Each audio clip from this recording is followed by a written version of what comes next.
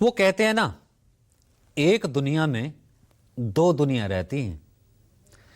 एक जहां रहने वालों के पास सब कुछ है, उनके पास किसी चीज की कोई कमी नहीं। दूसरी वो दुनिया जिसके पास या तो कुछ भी नहीं है या फिर सिर्फ जिंदगी जीने भर जितना है। और यही अंतर अमीर गरीब के बीच की खाई को बताता है।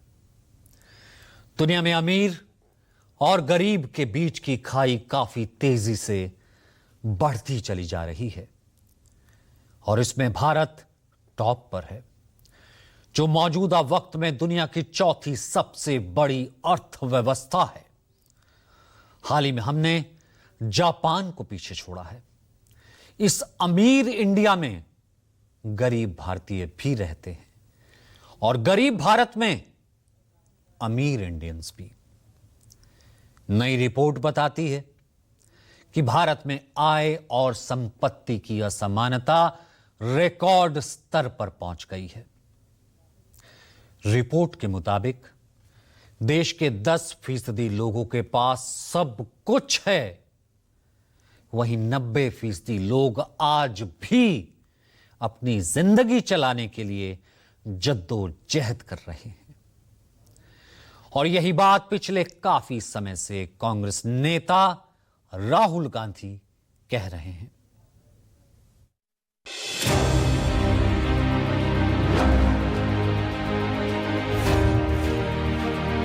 सारे के सारे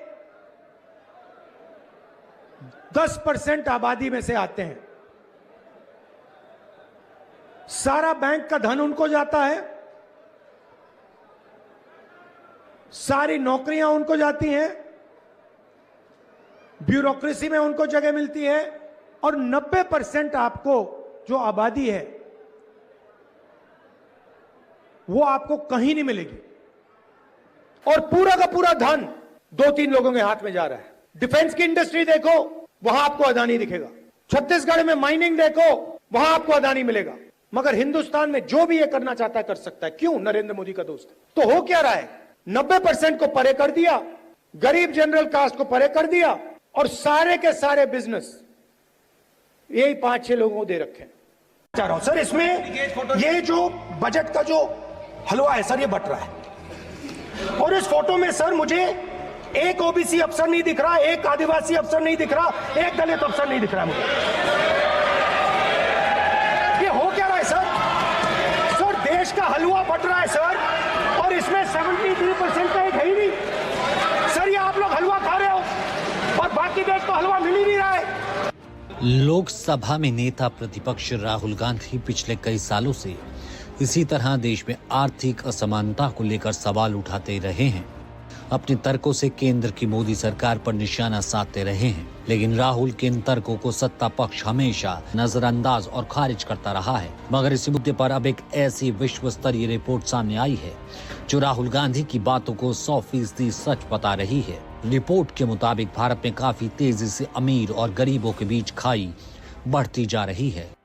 इस रिपोर्ट के मुताबिक भारत की नेशनल इनकम का 58% हिस्सा टॉप 10% अमीर लोगों के पास चला जाता है, जबकि आधे से ज्यादा आबादी यानी कि बॉटम के 50% आबादी को महज 15% आय पर ही गुजारा करना पड़ता है, जो कि पहले 13% थी।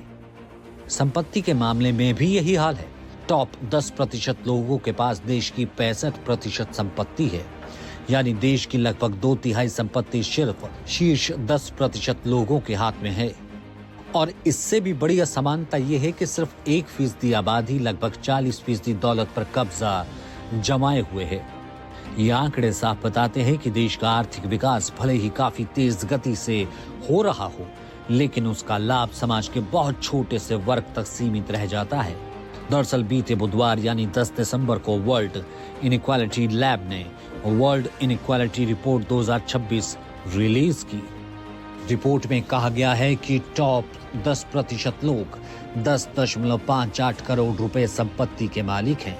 इसमें भी टॉप 0.001% यानी करीब 56,000 लोगों के आसपास तो प्रति व्यक्ति 10 करोड़ यूरो यानी प्रति व्यक्ति औसत सालाना पीपीपी की बात करें तो भारत में ये 6.56 लाख रुपए हैं।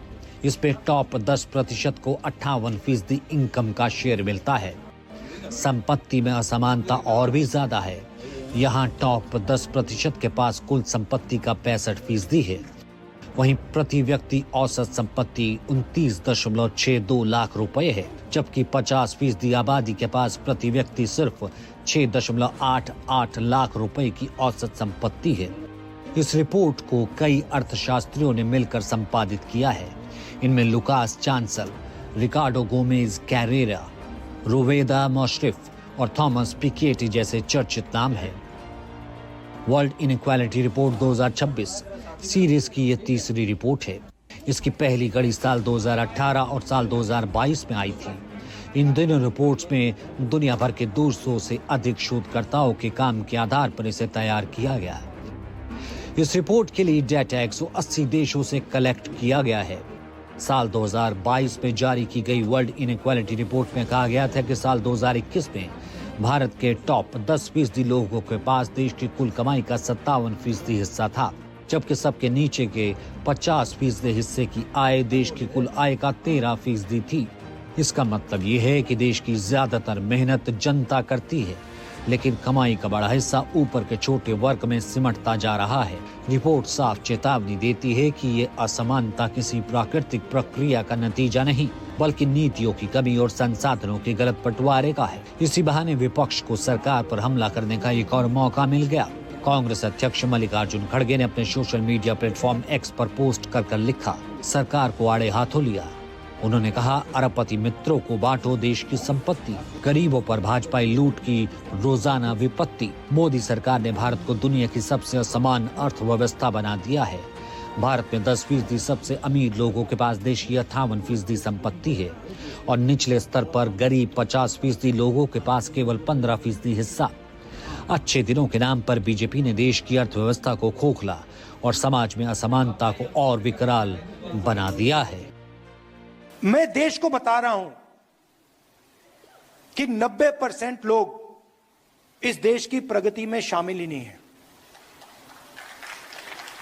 मैं देश को बता रहा हूं कि कॉर्पोरेट इंडिया में, मीडिया में, जुडिशरी में 90% लोग हैं ही नहीं।